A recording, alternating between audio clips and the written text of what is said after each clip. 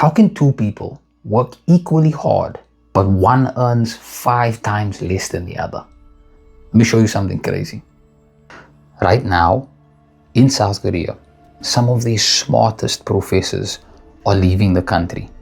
And not because they hate Korea, but actually just because they are tired of being broke. These are professors from top universities like Seoul National University and KAIST, some of the best institutions in Asia. But they are packing their bags and heading to the US, Singapore, and Germany. Why? Because their salary at home might be around 100 million won. That's roughly about 1.3 million rand a year. But overseas, they're being offered around 6 million rand a year. That's roughly 500,000 rand a month as a professor.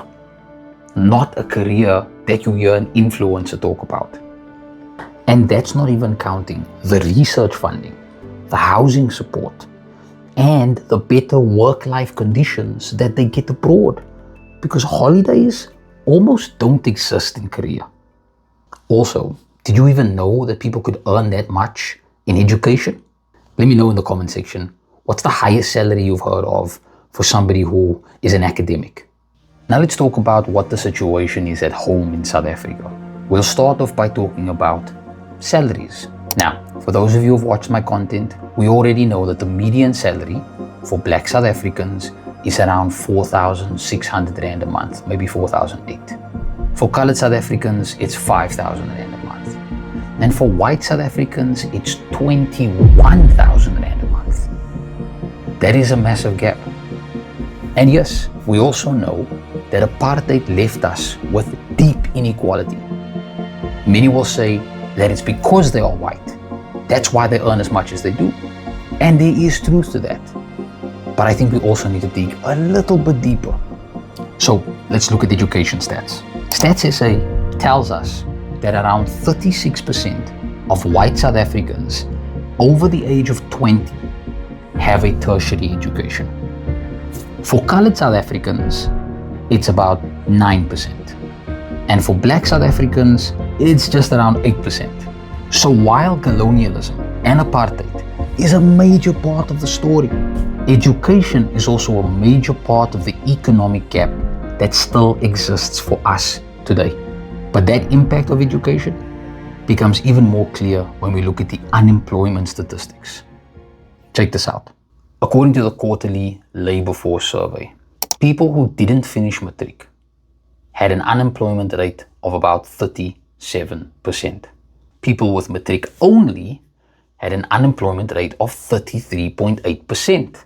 But people with a tertiary qualification had an unemployment rate of only 10.4%. That means that about 90% of those who had a qualification are working. So when we say that there are no jobs, maybe what we need to be asking is, who are there actually no jobs for? Added to that, can we see how life-changing an education can actually be? This is why when we hear about pure maths being taken away from some schools, we should not only be concerned, but we should also be getting angry. Pure math is the gateway into several crucial fields of study. Look, let me ask you something. What would an extra 10,000 Rand a month do for you? Could you fix your house? Could you buy a house? Could you finally get a car? Could you maybe start a business on the side without feeling like it's gonna break the bank? Now, we might look at that 500,000 Rand a month that Korean professors are making and think, nah, that's not gonna happen for me. But what if we just aim for 20K or 35K? Those numbers are actually possible if we have the skill, if we have the education. And it doesn't always mean university. It could be a trade. It could be some kind of coding course, maybe a short course in AI or solar panel installation or plumbing maybe. So before we point fingers, let's ask, are we building a culture that values education or that values alcohol and yacht parties? South Korea is losing the educated class because they have options. We don't even have access to basic needs unless we start establishing our value. On that note, don't forget to hit like, subscribe, and hit that notification bell.